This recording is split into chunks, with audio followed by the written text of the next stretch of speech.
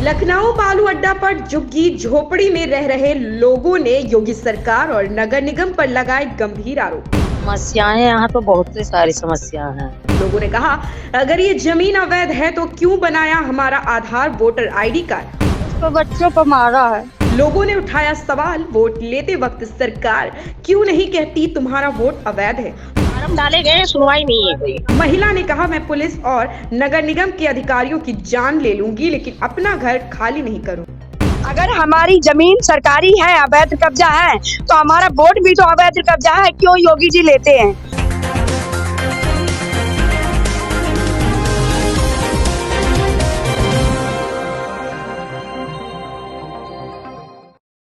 नमस्कार, मैं कीर्ति और आप देख रहे हैं जीके न्यूज। और अभी हम मौजूद हैं बालू अड्डे चौराहे के बहुखंडी इमारत के ठीक पीछे, यहाँ झुग्गी झोपड़ी बैरियर नंबर 20 में। मैं कुछ शुरू करूं, मैं कुछ कहूं उससे पहले मैं आपको यहाँ की एक हालत दिखाना चाहूंगी अपने कैमरे के माध्यम से। आप देखेंगे कि चारों तरफ जो यहाँ पर मलबा पड़ा हुआ है, कूड़ा कचरा पड़ा हुआ है, और इसी के बीच में रहने को मजबूर है इस झुग्गी झोपड़ी के रहने वाले लोग।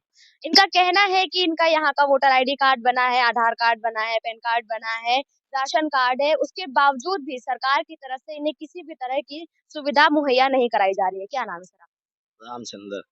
कब से रह रहे हैं यहाँ? हो गया है 7 साल।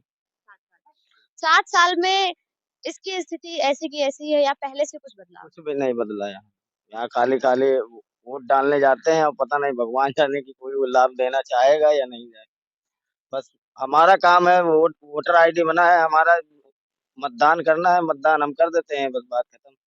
अब लाभ मिले या ना मिले, हम तो लेबर दिहाड़ी मजदूरी वाले आदमी, हम जब काम करने जाते तभी हमारे घर का चूल्हा जलता, नहीं जाते तो नहीं जलता, कोई देने थोड़ी जाता। तो ये जो समस्याएं हैं आपके क्षेत्र में, आप लोगों का वोटर आईडी कार्ड बना है, आप लोग राशन कार्ड बना है, सब कुछ आपका यहाँ का है, तो आपने कभी शिकायत करने की कोशिश नहीं करी कि हम जाए नगर निगम के पास, जाए बात करें कि हमारा जो अलॉटमेंट है वो क्यों नहीं हो रहा है? कुछ नहीं, शिकायत करने से कुछ नहीं होता। गरीब आदमी की असली में बात सुनवाई कोई नहीं होती। हम चाहे हम हो या कोई भी हो, गरीब आदमी की यही हालत है।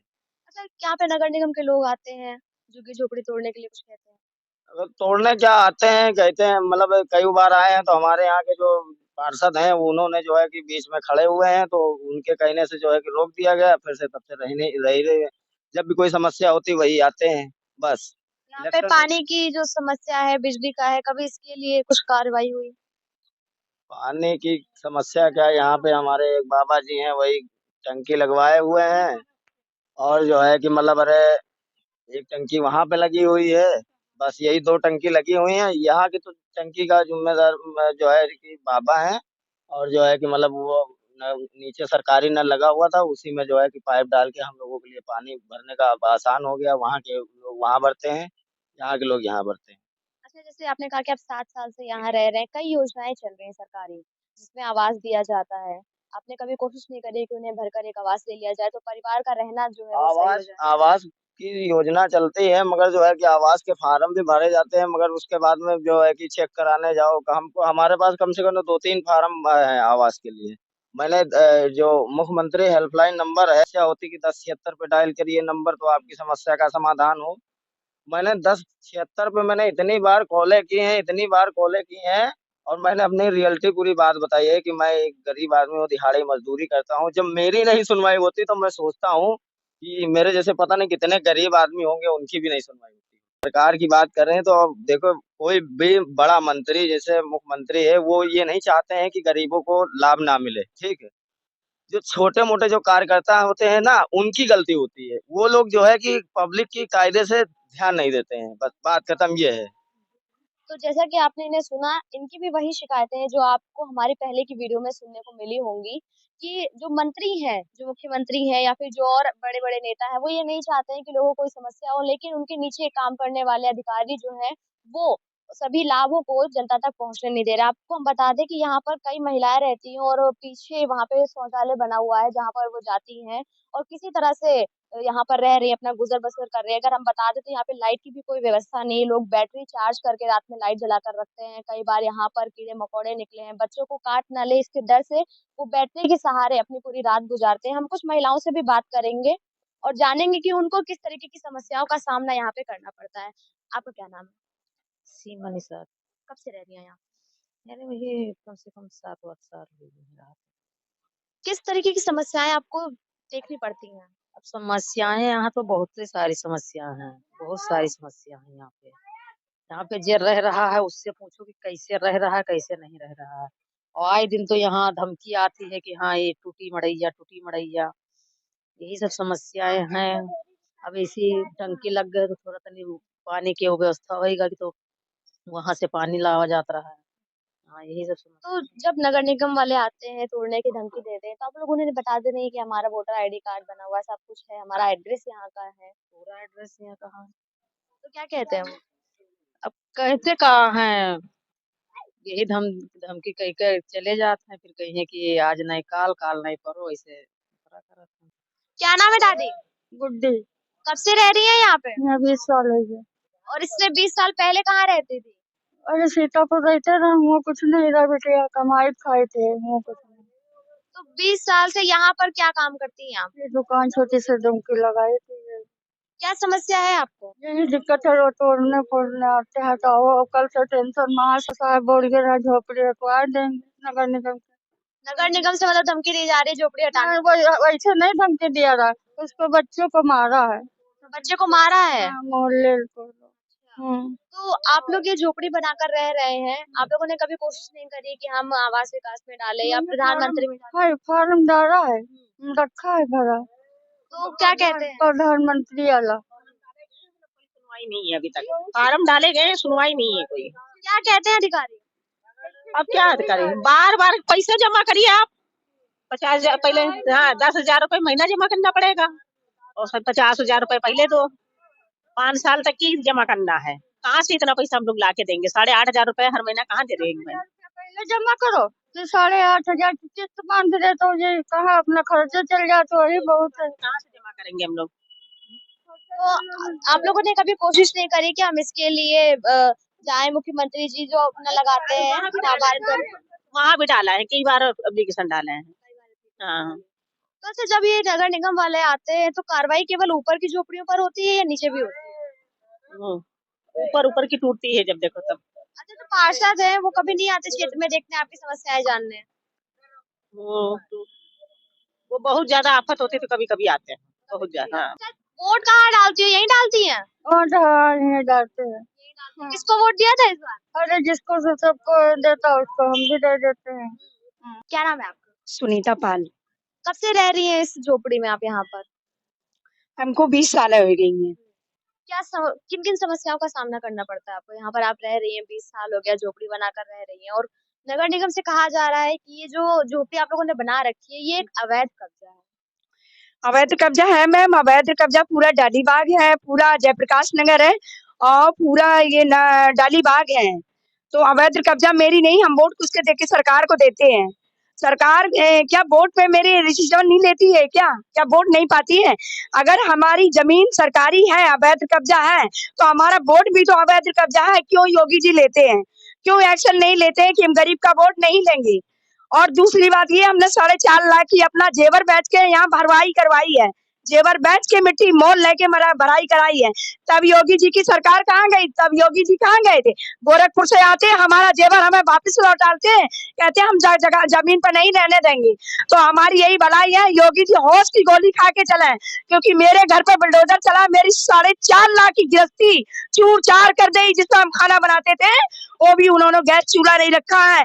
आने वाले समय में उनके जितने अधिकारी हम भूंज डालेंगे, ये याद कर लेना। हमें गरीब महिला है, पीड़ित महिला है, विधवा महिला है, हमारे बच्चों के सर्टिफिकेट नगर निगम में जलाए, मीटर में आग लगाई। क्यों जलाया उनकी सर्टिफिकेट? मुझे मार तोड़ के गाड़ी डाला गया है। कि हम कहना चाहते हैं कि योगी जी महिलाओं से मिला, महिलाओं से क्यों डरते हैं और हमसे मिला। हम सुनीता पाल योगी जी से हम बात करना चाहते हैं, और नहीं तो आज मैं 2 महीना हो गए बहन जी से मैं दो दिन वहां धरना दिया।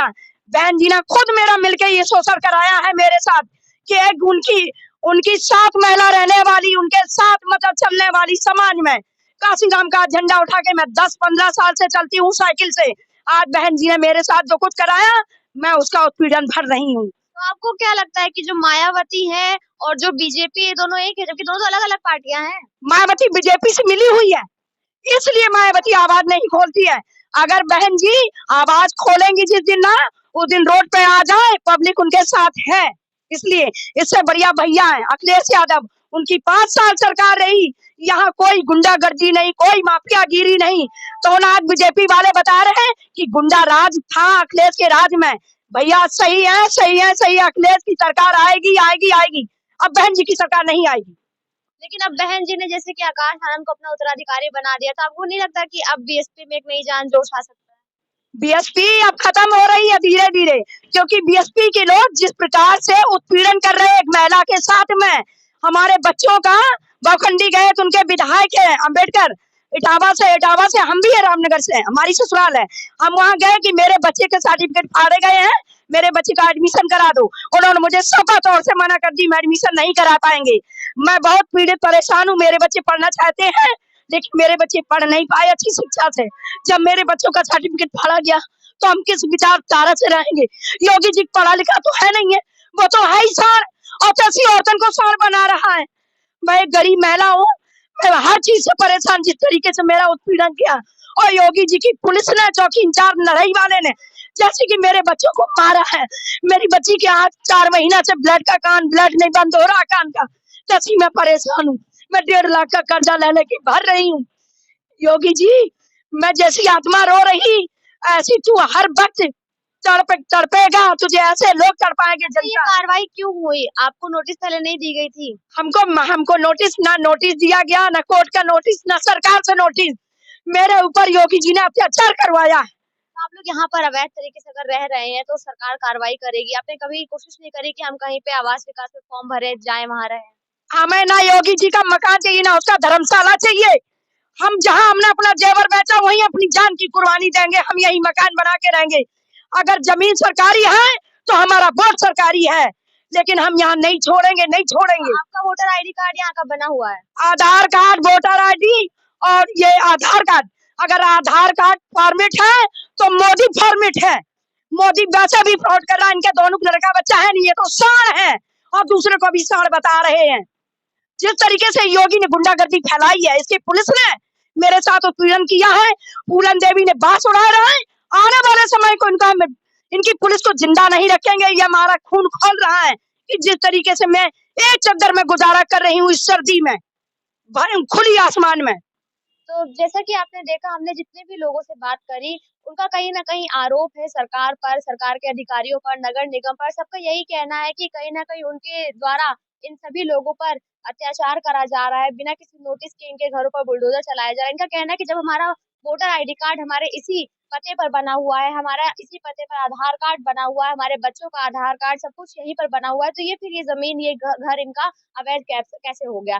इनकी बस एक ही मांग है कि सरकार हमें ये जमीन दे दे या फिर हमें कहीं रहने के लिए जगह दे, क्योंकि ये यहीं के वोटर है और सरकार को इन्होंने अपना वोट दिया है, उनसे एक उम्मीद लगाए हुए हैं। इनका कहना है कि अगर सरकार हमारी सुनवाई नहीं करती है तो आगे ये बड़ा कदम उठा सकते हैं। कैमरा पर्सन के साथ में कीर्ति जी के लिए।